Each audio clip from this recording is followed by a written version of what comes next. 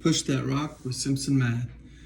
Let's talk about determinants. Specifically, let's use the scheme of Sarrus to find determinants. This is a Frenchman, and my French pronunciation is hard, never having studied any French. So I'm going to say Sarrus. It could be completely wrong.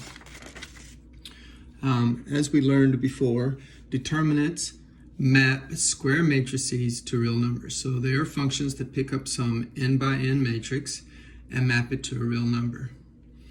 The means by which we do this is a rule that changes depending on what size matrix we're doing. For a 2 by 2 matrix, we simply find, remember these straight bars mean determinant, and so does DET. So this means get the determinant of this 2 by 2 matrix. But we simply find the product of A and D and subtract from it the product of B and C. Now, I want you to visualize this a certain way so that the pattern makes sense. When we pick up A, the first row, and when we pick up A, we knock out its column and row, and so we multiply A by what is left, the D, okay? Now, when we pick up B, this next element in that row, we knock out the first row and the second column, and so we multiply B by what's left, C. And that's pretty easy. It's just A to remember. It's just AD minus BC. Easy. Okay, for 3 by 3s and 4 by 4s and 5 by 5s and 6 by 6s and so forth and so on, the pattern continues. Here's what you do. You pick the first row, whatever it is. Now, when I pick A, I knock out its column and its row, and I multiply A by the determinant of what remains. So this little square matrix here, this little 2 by 2. If it was a 4 by 4 and I knocked out A, then I'd have a 3 by 3 left, and you just keep following and so forth.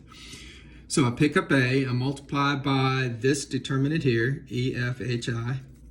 Then I pick up B, I knock out his column and row, and when I knock out his column and row, what's left is D, F, G, I, and I make it minus. But then I go back to plus when I pick up C, and I knock out his row and column and multiply by the determinant of D, E, G, H.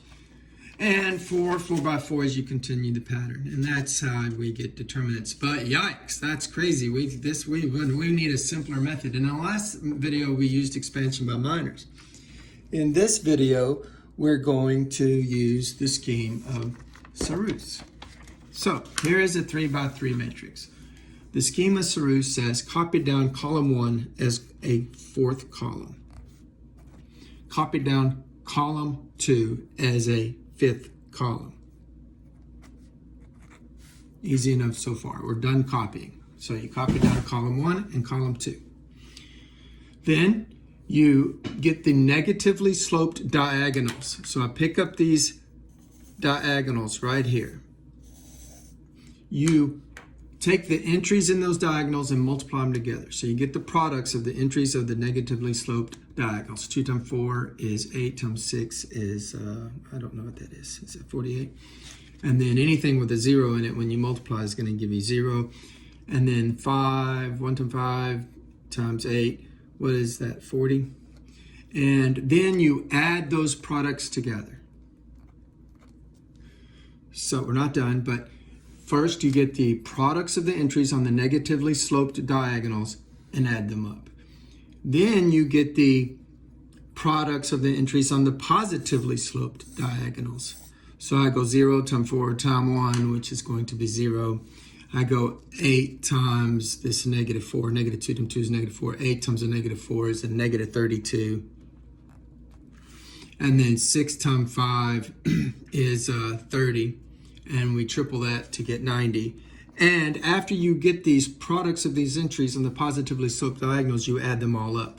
So 30 from 90 is 60, so 32 from 90 is 58. And I'm subtracting because this was a negative 32, remember.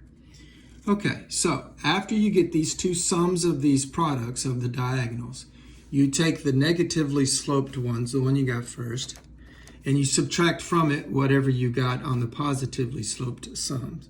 So 58. So 88 minus 58 leaves me 30, and that is the determinant. So the determinant of 2, 3, 1, 5, 4, negative 2, 0, 8, 6 equals 30. And that's the scheme of Sarrus for 3x3 matrices, finding the determinants. Math made simple at Simpson Math.